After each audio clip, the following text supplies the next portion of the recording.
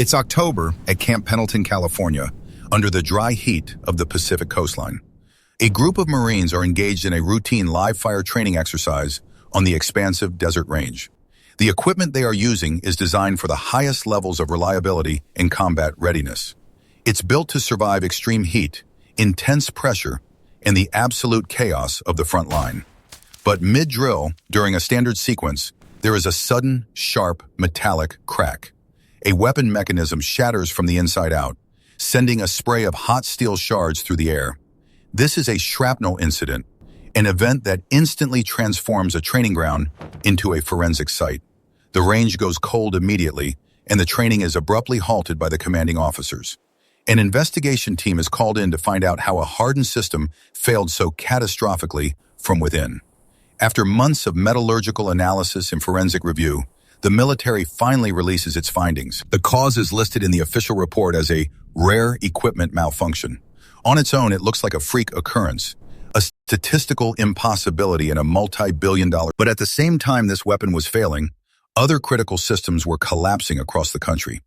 In South Dakota, the entire state IT grid goes dark for 48 hours, paralyzing government services. In Waterbury, Connecticut, a municipal water system suffers a total 6-day outage, leaving thousands without service. In San Francisco, public utility grids are flickering, prompting an emergency inquiry by the Board of Supervisors. The institutions in charge point to rare anomalies and unpredictable glitches to explain the sudden mess. But when investigators peel back the panels, they don't find sophisticated sabotage or high-level enemy action. They find a microscopic defect in a piece of industrial steel that was supposed to be flawless, or a single plastic tag with the wrong number printed on it, hanging in a silent server room. This is the story of the material failures we didn't see coming, the tiny cracks in the infrastructure, and why the word rare is often just a label for the mistakes we didn't bother to prevent. In South Dakota, the Bureau of Information and Telecommunications operates out of windowless data centers. These are the hardened nodes of a statewide digital grid, humming in the climate-controlled silence. They manage everything from sensitive law enforcement databases to complex government payment systems. The logic of the entire system is built on the fundamental principle of total, redundant safety.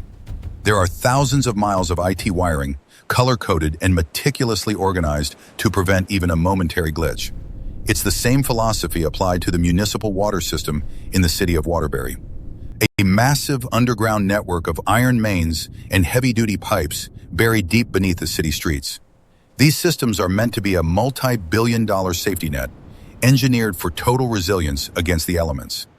In San Francisco, the PG&E utility grid is described in official documents as a robust public utility system. These institutions rely on a singular, fundamental promise that justifies their immense complexity and cost. The promise is that every wire is exactly where it should be, and every piece of steel is structurally perfect. At Camp Pendleton, military hardware is subjected to safety protocols that exceed almost all industrial standards. Internal military equipment maintenance records track every bolt and every barrel across years of rigorous service. When a failure does occur, it is framed by the institution as a rare equipment malfunction. It is an explanation that suggests a statistical fluke rather than a systemic rot in the infrastructure.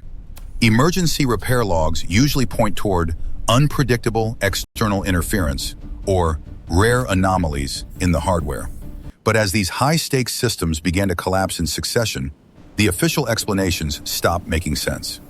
The investigation into the Camp Pendleton shrapnel incident was just the first layer of a much larger breakdown, because a system that is supposed to be unfailing is ultimately only as strong as its smallest physical detail. On October 31st, 2025, the screens at the South Dakota Bureau of Information and Telecommunications go blank.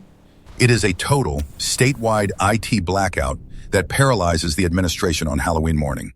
For 48 hours, government payment systems are frozen and digital gateways are locked tight.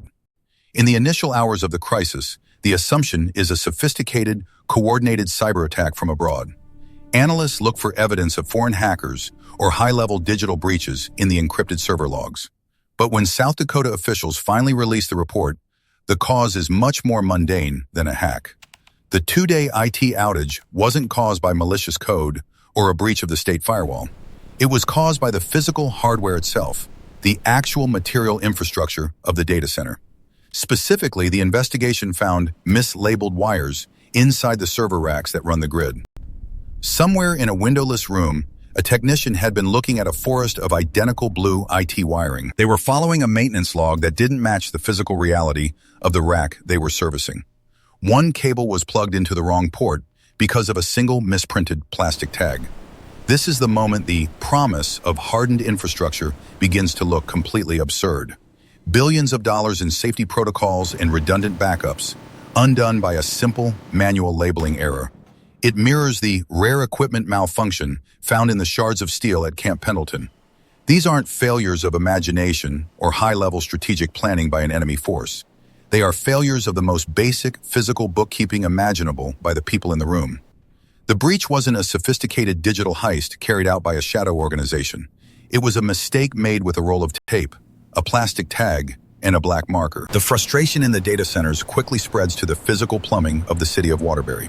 In December, a 6-day water system outage leaves the entire city scrambling for bottled water. The local water department is forced to initiate emergency repairs on mains that were supposed to be indestructible. While the ground is still open in Connecticut, the lights begin to flicker across the city of San Francisco. On January 7th, San Francisco supervisors blast PG&E for a series of December outages that hit the grid. They issue a formal call for inquiry into the entire public utility system and its maintenance records. The supervisors are no longer accepting the generic explanation of unpredictable external interference. Then in February, the digital grid takes another hit that mirrors the earlier state-level failures. A cyber attack disrupts local government payment systems, freezing thousands of vital financial transactions. For the users trying to pay their bills, it feels like a coordinated strike against the state's digital life. For the institutions, it's just another anomaly to be managed and filed away in a report. This is the operational reality of the modern safety net we rely on for daily survival. A cycle of emergency repair plans and utility system inquiries that never quite reach the root cause. From the military training grounds to the state data centers, the infrastructure is under immense pressure. Back at Camp Pendleton, the range remains closed as the shrapnel is collected and cataloged for the lab. The incident is still being treated as an isolated hardware failure by the military investigation team. But as the outages mount across the country, the public's patience for rare errors is beginning to run out. Every failure is framed as a standalone event, a statistical outlier in an otherwise perfect system. Yet the cumulative effect is a national system that no longer feels hardened or redundant. It feels like a series of accidents waiting for the right moment to happen. The investigation into the shrapnel incident at Camp Pendleton officially concludes in the month of March. The final report is filed away under a familiar institutional heading that avoids systemic blame. A rare equipment malfunction caused by a material defect that was previously undocumented. In South Dakota, the state data centers are silent again, the emergency declared over by officials. The mislabeled wires have been replaced with new tags and a revised maintenance log for the staff. The digital gateways are open once more, and the headache of the February blackout is finally over. But in Waterbury, the scars of the 6-day water outage are still visible on the residential streets. There are fresh patches of dark asphalt where the iron mains were excavated, inspected, and repaired. The San Francisco supervisors are still waiting for a formal response to their inquiry into the utility grid. For now, the redundancy is back in place, and the status quo has been restored across the network. A technician walks the rows of a windowless room, checking the cables one by one in the dark. They hold a single plastic tag between their fingers, verifying a number against a digital clipboard. They have to assume the print on the tag is right, that the system is as hardened as it claims to be.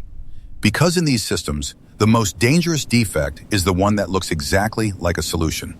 The investigation is ongoing, and the next malfunction is already installed and waiting.